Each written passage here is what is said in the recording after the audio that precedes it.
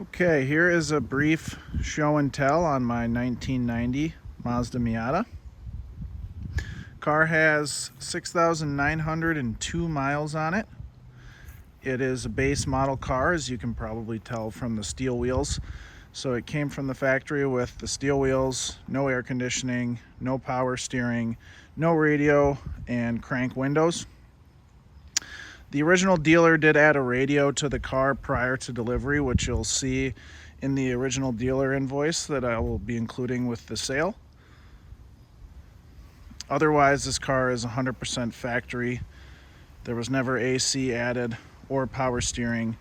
It's pretty common to see these base model cars get air conditioning added to them.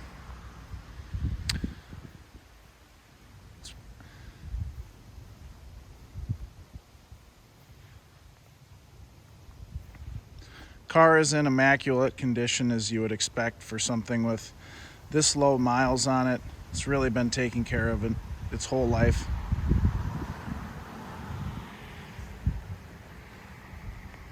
The car has an interesting story behind it. I am the third owner of the car. I purchased it from an older lady who had owned it since the 90s. She won it actually in a church auction. The original owner of the car won it in a raffle. One of the local hospitals here in Minnesota was holding a gala and a concert, and they were raffling off one of these cars, which back in 1990 were the hot commodity. Everybody seemed to want one of them, and to this day they still seem to want one. So some of the paperwork that you'll see included is kind of the promotional materials for the gala and the concert. I even have the tickets from the original owner, as well as the congratulatory letter that he received when he won the car, and a photo of the car at the gala. So pretty unique story, pretty unique history behind the car. The woman that I bought it from clearly didn't put many miles on it. She said that she drove it to church on nice Sundays with the top down, and that was about it. Show you a couple little things on the car. There is one rock chip in the driver's side door panel there, and another small one right above the door handle. There is another one on the trunk lid.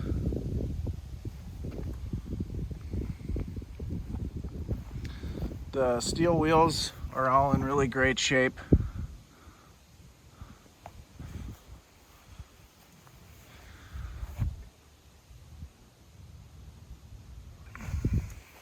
The front passenger wheel does have a small amount of curb rash on it. That's the only imperfection in the wheels.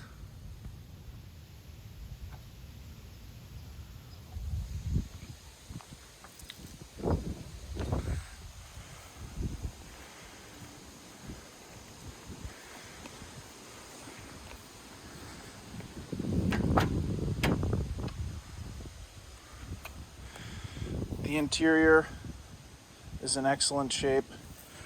No fading really whatsoever. The only option that the car came with from the factory were floor mats. I think they cost $95, so big money back in 1990. But they are nice floor mats. They're sturdy. There's the dealer added radio that I had mentioned.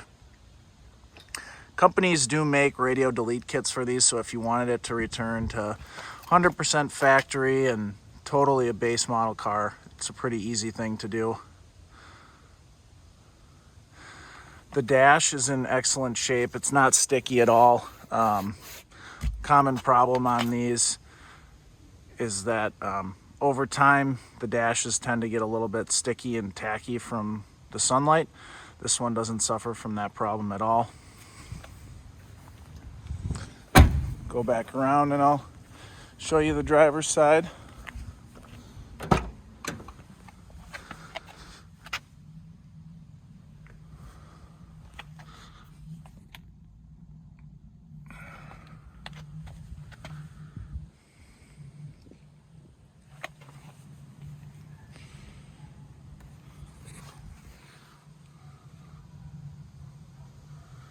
All the VIN tags are intact on this car. I even got it up on a lift and made sure that the ones on the front and rear bumpers were there for good measure.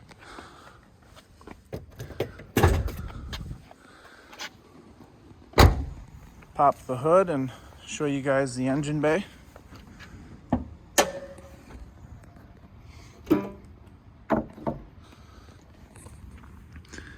The engine bay might be my favorite part of this car. It is spotless, really an excellent condition engine bay. The radiator and all the hoses are still jet black. They haven't turned brown or green or yellow or some variation of those colors like so many of these cars have. Even the paint in the engine bay still shines.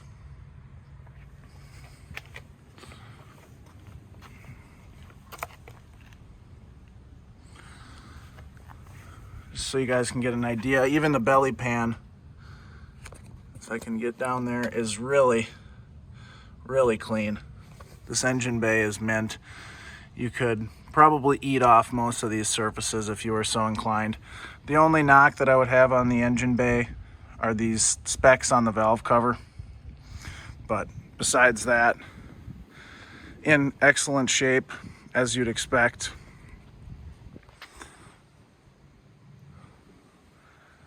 So yeah, there's the car. Let me know if you guys have any questions or want to see anything more. I'm happy to take more photos or videos. It's a great car. I'll be sad to see her go. Thanks for looking.